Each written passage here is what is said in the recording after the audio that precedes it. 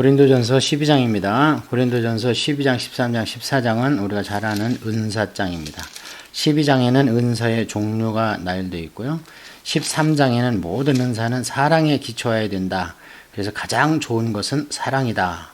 그 다음에 14장에서는 은사의 좀 더 깊은 부분에 대해서, 그러니까 은사론이라고 할 수 있죠. 12장은 은사의 종류, 13장은 은사의 기반, 기초는 사랑이다. 14장은 은사를 이론적으로 깊이 다룬 은사론, 이렇게 얘기할 수 있습니다.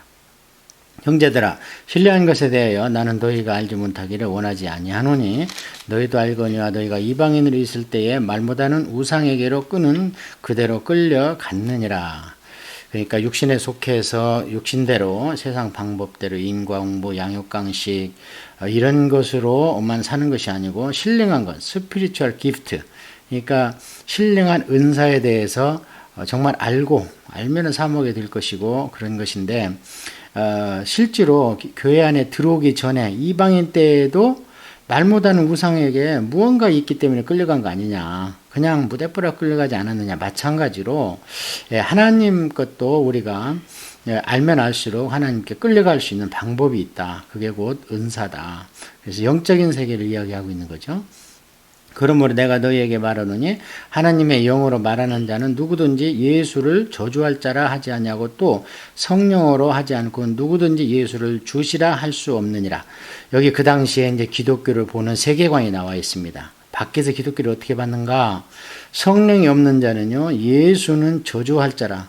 그러니까 예수님 자체도 십자가에서 가장 극형에 처해진 저주받은 자인데, 하물며 그를 부활했다고 하면서 그를 따르는 나사렛 예수 교단은 이단 중에 이단이요 저주할 자라. 이렇게 이제 교회 밖에서 얘기를 했는데요. 반면에 교회 안에서 성령님으로 말미암아 구원받고 교회 안에 들어온 자는요, 예수님을 주시라 할 수 있다는 겁니다. 그러니까 세상은 예수님의 관점에서 보면 두 종류입니다.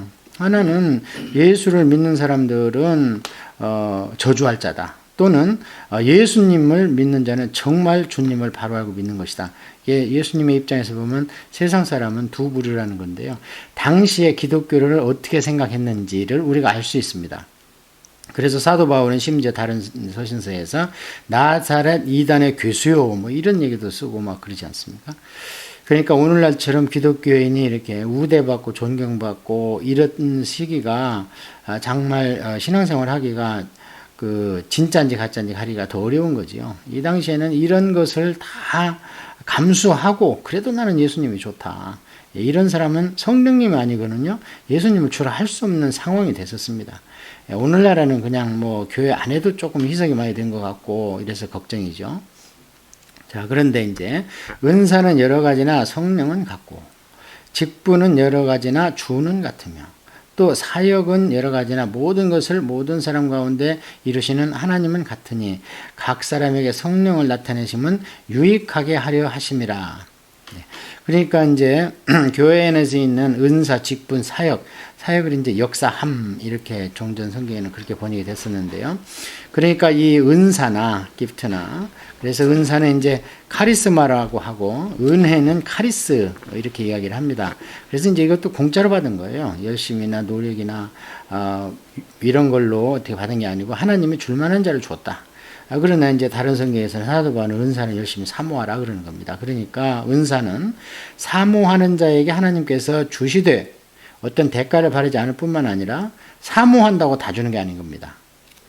그래서 우리 입장에서는 사모를 해야 됩니다. 그 다음에 직분은 여러 가지다. 이제 좀 있으면 이제 다 나옵니다. 은사가 어떤 것은 직분으로도 연결되는 게 있고, 또 사역 마찬가지입니다. 그래서 이제 우리가 조금 있다가 볼 텐데요. 이 은사장은 우리가 세 군데를 봐야 됩니다. 첫째는 이 12장, 13장, 14장 고린도전서를 봐야 되고요. 그 다음에 로마서 12장에도 나오고, 그 다음에 에베소서 4장에 또 이게 나와 있습니다. 자, 그래서 모든 것이 종류는 앞으로 열거를 많이 하겠지만 다 하나님께서 주신 것이다. 그러니까 뭐 어떡하라는 거예요. 각자 놀지 말고 교회에 유익을 끼치도록 하나 되도록 하라. 어떤 사람에게는 성령으로 말미암아 지혜의 말씀을, 어떤 사람에게는 같은 성령을 따라 지식의 말씀을, 다른 사람에게는 같은 성령으로 믿음을, 어떤 사람에게는 한 성령으로 병 고치는 은사를, 어떤 사람에게는 능력 행함을, 어떤 사람에게는 예언함을, 어떤 사람에게는 영을 분별함을, 다른 사람에게는 각종 방언 말함을, 어떤 사람에게는 방언들을 통역함을 주시나니 이 모든 일은 같은 한 성령님이 행하사 그의 뜻대로 각 사람에게 나누어 주시는 것이니라. 여기 이제 9가지가 열거되어 있습니다. 지혜의 말씀. 지혜의 말씀은 이제 호크마라고 우리가 얘기를 하는데요. 지혜와 지식은 어떻게 틀리냐면, 지식은 나리집니다. 이게 뭘 아는 거예요. 그 다음에 지혜는 이제 어떻게 보면 애플리케이션, 이게 적용을 잘 할 수 있도록 알고 있는 걸 가지고, 그래서 이거는 비슷한 것 같지만 이제 틀리게 나타나는 거지요. 그래서 무엇을 안 보고도 알고 하는 것은 하나님이 알고 있는 지식을 그에게 넣어주는 거지요. 지혜는 이제 우리가 이 세상 살아가면서 정말 예수님께서 말씀하신 것처럼 우리가 뱀처럼 지혜로운 그런 지혜가 우리한테 사모할 뿐만 아니라 그것도 하나님의 은사라는 거죠. 그러니까 세상살이뿐이 아니고 이제 교회에서 특별히 지금 집중해서 말씀을 하는 건데요. 그 다음에 이제 성령으로 믿음을, 그래서 우리도 믿음이 크고 작음이 있고 믿음이 있고 없고 합니다. 예수님의 말씀을 잘 사복음서에 보면 왜 믿음이 없느냐 이러고, 그래서 믿음이 적은 자들아 이렇게 꾸짖기도 하시고, 그래서 믿음도 은사입니다. 우리가 사모 열심히 하면서 큰 믿음 가운데서 큰 은사가 나타나는 거죠. 그리고 이제 병 고치는 은사는 이제 신유의 은사인데요.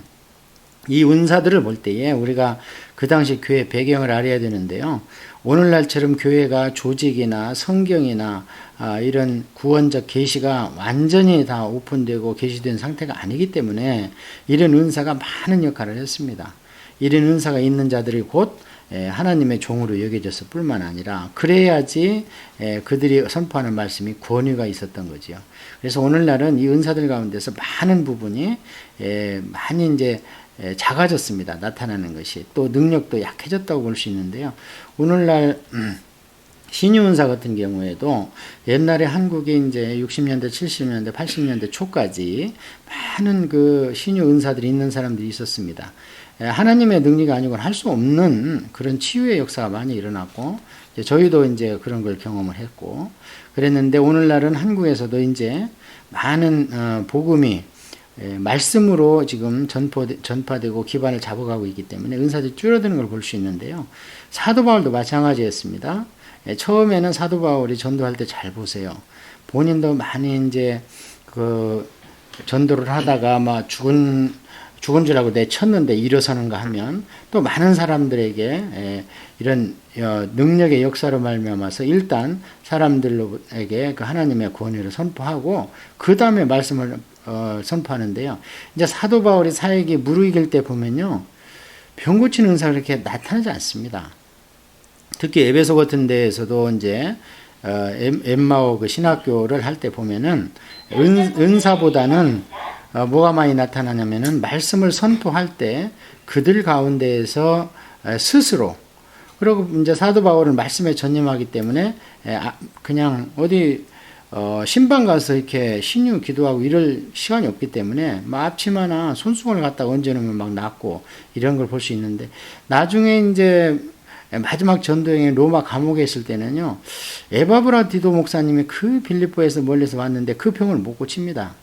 하나님께 기도도 많이 했다고 그래요. 근데 나중에야 한참 시간이 흐른 뒤에 이제 사도 바울을 불쌍히 모시고 그래서 하나님께서 낳아주셨다 이렇게 간증하는 것을 그 빌립보서에 볼 수 있는데요. 그래서 결국에 이런 은사들은 말씀으로 인도하는 길잡이다. 이렇게, 그러니까 우리가 이것을 말씀보다 앞세우면 안 됩니다.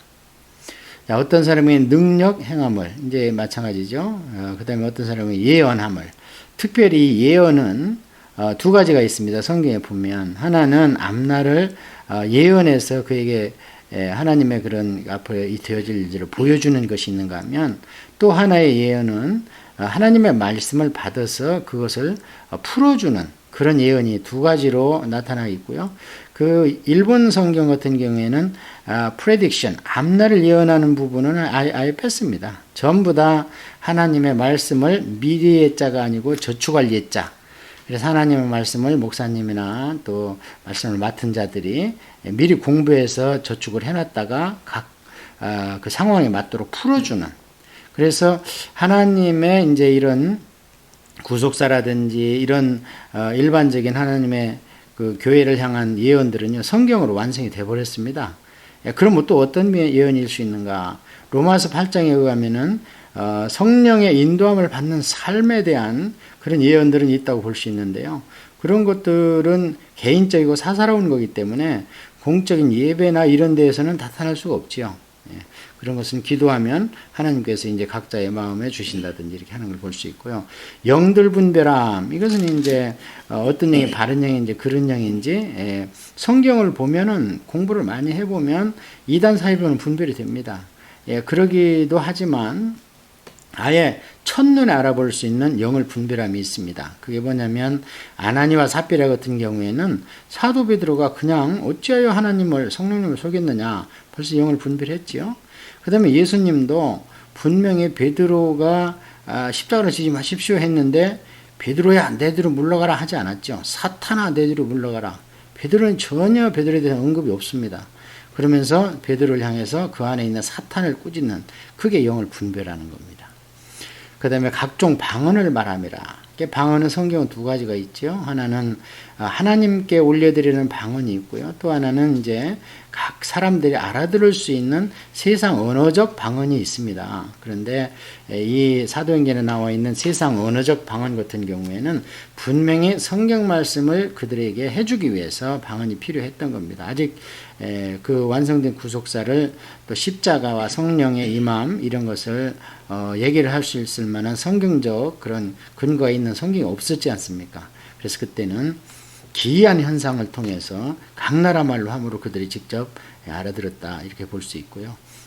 혹간에 이제 우리가 구약의 이사야서 같은데 번역을 보면은 방언이라는 얘기가 나와 있고 또 요한계시록에 각 나라와 족속과 방언 이렇게 나와 있는데 그 방언이라는 것은요 그 랭귀지를 얘기하는 겁니다. 지금 여기서 얘기하는 방언은 이제 텅이라고 그냥 혀에서만 도는 얘기를 하고 세상 사람들은 그 말의 의미가 무엇인지를 알아들을 수 없는 그것을 텅이라 해서 방언이라 하는데요. 성경에는 구분 없이 그렇게 번역을 해놨기 때문에 어떤 사람들은 방언이 이사야서에도 있다.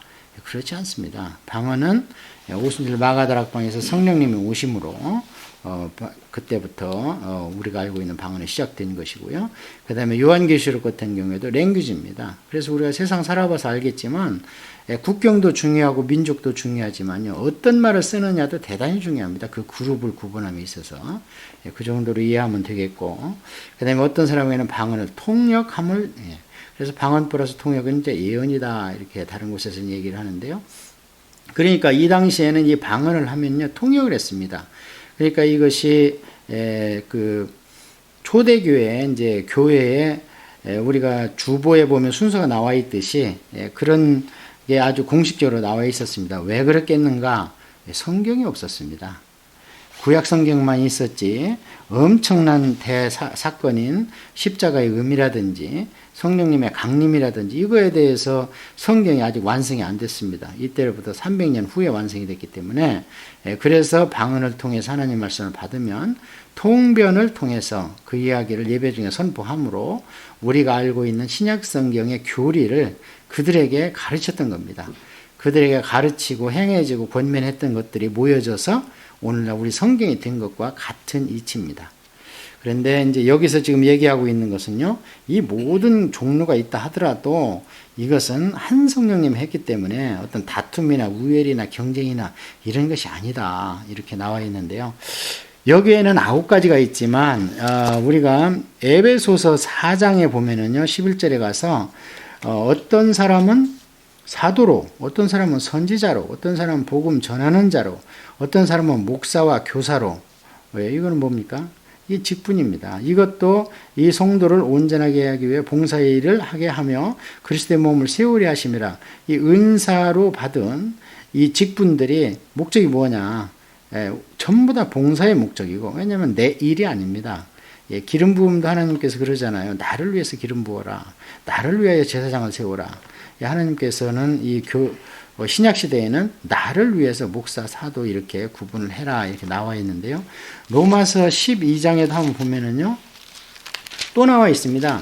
로마서 12장의 6절에 보면은 우리에게 주신 은혜대로 받은 은사가 카리스와 카리스마가 함께 나오죠. 은사가 각각 다르니 분명히 은사로 나오잖아요. 그런데 그 종류가 여기에는 한 7가지 나옵니다. 예언 나옵니다. 분수대로 해라. 또 섬기는 일이면 섬기는 일로. 그러니까 교회에서 봉사, 설거지하고 청소하고 차 주차 정리하고 이게 하면은 기쁘면 이것도 은사입니다. 시켜서 억지로 또는 보수를 받고 할 수도 있습니다. 그러나 문제는 마음속에 어떤 자원하는 마음으로 하냐, 그러면 그분한테 그런 은사가 있는 겁니다. 또 가르치는 자면 가르치는 일로. 그래서 안다고 해서 다 잘 가르치는 게 아닙니다. 어떤 분들은 아는 것을 다 가르칠 수 있는가 하면, 어떤 분들은 열을 아는데 자기 입으로 가르치려고 보면은 이에 머무는 분들도 있어요. 그분들이 이제 은사가 없는 거지요. 또 어떤 분들은 같은 말을 해도 참 알아듣기 쉽고 이해가 갈 수 있게 또 가르치는 그런 은사가 있는 자가 있죠. 그 다음에 위로하는 자면 위로하는 말로. 이게 권면입니다. 권사나 장로나. 그래서 하여튼 다른 사람을 만나면 말을 하면 그가 위로를 받는 거예요. 그리고 그것도 은사라는 겁니다. 또 구제하는 자는 성실함으로. 이것도 은사입니다. 다스리는 자는 부지런함으로.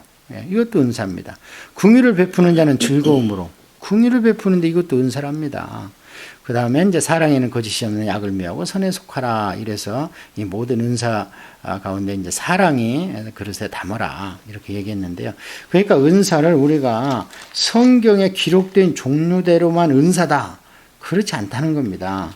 은사는 우리가 여기 기록이 안 되더라도 엄청나게 많습니다. 여기 안 나와 있지만 어떤 사람은요, 찬양을 그렇게 또 잘해요. 또 어떤 사람은 또 지휘를 그렇게 잘해요. 그러면 그런 게 다 은사입니다. 어떤 사람은 또 목소리를 그렇게 잘해서 교회 뭐만 고장나면 막 잘 고치는 거예요. 근데 같은 남자라 하더라도 못하는 사람이 있잖아요. 그런 것처럼 은사에 대해서 종류를 국한해서 외우고 그럴 필요가 없습니다. 어떤 분이 어떤 일을 할 때 다른 사람보다 월등히 잘할 뿐만 아니라 마음에 기쁨이 있으면 하나님이 주신 은사다. 이렇게 생각하면 되겠죠. 자, 이제 원칙론입니다. 지금 이제 종류만 얘기를 했는데요. 몸은 하나인데 많은 지체가 있고 몸의 지체가 많으나 한 몸인 것 같이 그리스도도 그러하니라.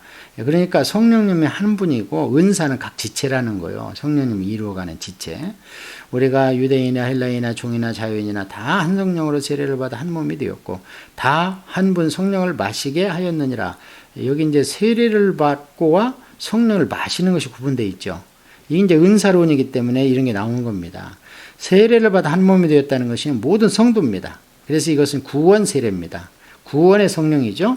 그 다음에 성령을 마시게 했다. 이건 성령 충만입니다. 그래서 은사는 기름 부음이요 성령 충만한 자에게 나타나고 하나님이 주시는 겁니다.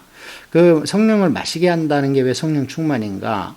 마시게 한다는 것은 우리가 물을 연상할 수 있죠.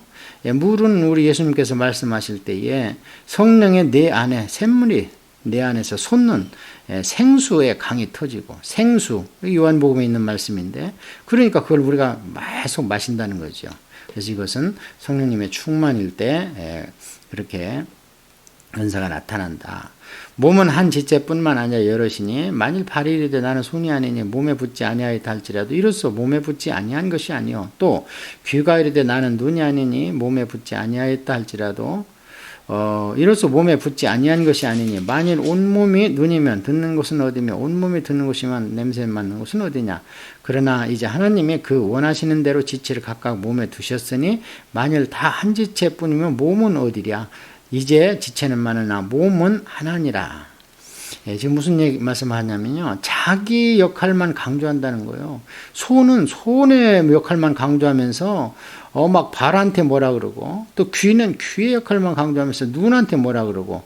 그런데 눈도 붙어 있단 말이죠. 귀 네가 붙어 있는 것처럼 눈이 나도 붙어 있다. 이렇게 지금 이야기하는 건데, 이것을 이제 돌려 말하면 예언하고 방언하는 사람들한테는 그게 제일 중요하고 나머지는 니들이 하는 것은 성령님이 줬는지 안 줬는지 잘 모르겠다. 뭐 이렇게 얘기를 한다는 거죠. 그리고 내가 하는 것만 신령한 일이다. 그러니까 영적 교만이 막 싹 트니까 다른 지체를 더 무시하고 마치 몸에서 없는 부분처럼 그렇게 얘기를 한다는 거죠. 그러나 다른 부분도 그 역할과 작용이 있다는 거죠. 몸을 온전하게 이루기 위해서.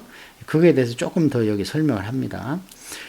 눈이 손더러 내가 너를 쓸데가 없다 하거나 또한 머리가 발더러 내가 너를 쓸데없다 하지 못하리라. 그뿐 아니라 더 약하게 보이는 몸의 지체가 도리어 요긴하고 우리가 몸에 덜 귀히 여기는 그것들을 더욱 귀한 것으로 입혀주며 우리 아름다웠지 못한 지체는 더욱 아름다움을 얻느니라. 그런즉 자, 이 말씀은 이제 우리 조금만 생각해보면 알 수 있습니다.